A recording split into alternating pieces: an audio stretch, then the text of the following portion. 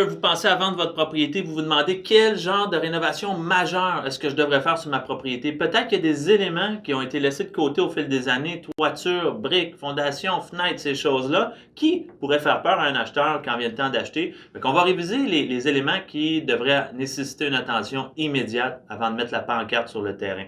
Première des choses, le revêtement extérieur. C'est la première chose que l'acheteur voit quand il arrive devant ta propriété. Ça a l'air de quoi? Est-ce que c'est en train de tomber par terre ou c'est intéressant que l'acheteur a envie de passer la porte d'entrée, a envie de venir à l'intérieur? N'oubliez pas une chose, l'acheteur regarde l'intérieur définitivement, mais on regarde aussi la coquille. Puis c'est ça qui est le plus important. On veut s'assurer que la coquille de la propriété est solide, elle est ferme. L'acheteur à l'intérieur peut apporter des modifications au fil des années, mais la coquille extérieure, on doit apporter de l'attention immédiatement. Donc, on pourrait parler aussi peut-être de toiture.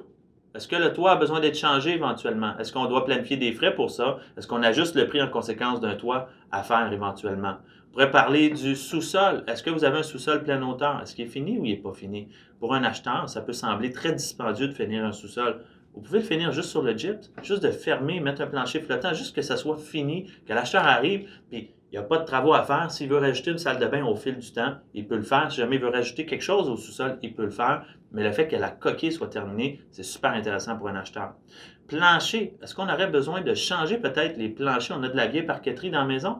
Ou des planchers qui ont été usés par un chien au fil des années ou juste par de l'usure normale. Peut-être ça vaudrait la peine de le sabler, de payer quelques petits dollars, faire le sablage avant de mettre la vente ou changer le plancher complètement avant de faire la vente. Donc, c'est des fois des petites attentions qui font la différence. Je pense aux fenêtres d'ailleurs. C'est la première chose que les acheteurs vont regarder quand ils viennent dans la maison. Est-ce que les fenêtres, il y a de la moisissure dans le bas des fenêtres avec la condensation? Est-ce qu'elles sont vieilles, n'ont juste jamais été changées? Est-ce qu'on a des pertes d'air? Donc, pensez à tout ça avant de mettre la pancarte. Pensez à ces éléments-là. Peut-être apporter une attention supérieure à la coquille qu'à l'intérieur. Il y a certaines règles d'art à respecter parce que ce n'est pas toutes les rénovations qui vont, on va être en mesure de récupérer l'argent qui a été investi. On va parler d'à peu près 1 à 2 de la valeur de la propriété qu'on suggère d'investir en légère rénovation avant de mettre à vendre la propriété. Si c'est quelque chose dans quoi vous pouvez vous permettre, OK? Donc, première des choses, on va parler peut-être de la cuisine. Est-ce que votre cuisine date des années 50? Est-ce que la cuisine est désuète? Il y a de la moisissure, il y a des morceaux qui sont en train de tomber. Quand on rouvre une porte, elle nous reste dans les mains. Si c'est le cas et tu te sens visé avec ça, peut-être ça pourrait être une bonne option de passer à faire quelques travaux dans la cuisine. Quand on parle de travaux, on pourrait parler juste changer le comptoir, peut-être juste changer les armoires, ou si jamais on a la chance, peut-être refaire un remodeling complet de la cuisine avec des couleurs neutres, des choix neutres qui permettraient d'aller chercher 75 à 100 de l'argent investi dépendamment de ce qu'on va faire avec la cuisine. Donc, je vous recommande fortement peut-être de consulter quelqu'un à ce niveau-là avant de faire la cuisine, avant de dépenser 25-30 000 $ pour la cuisine.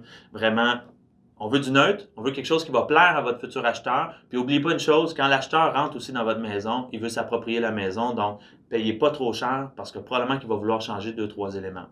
Un autre élément qui peut être super intéressant pourrait être la salle de bain.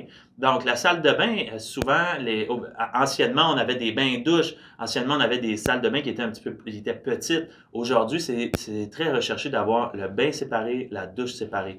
C'est pratique aussi pour les enfants quand vient le temps de faire le lavage, ces choses-là. Ben, avoir le bain séparé de la douche, ça permet de pouvoir se positionner comme il faut. Donc, en termes de salle de bain, on va parler peut-être de plus ou moins 8 000 $ à 12 000 $ faire une salle de bain complète. Est-ce qu'il y aurait possibilité de juste changer la vanité, juste changer la toilette, avoir des éléments qui donnent un petit regain, qui rafraîchit la pièce, et de s'assurer qu'on a de la bonne robinetterie en place, s'assurer que tout est solide. C'est des éléments qui font la différence quand vient le temps de vendre votre propriété. Puis un dernier élément qui peut être super intéressant, juste un petit coup de pinceau.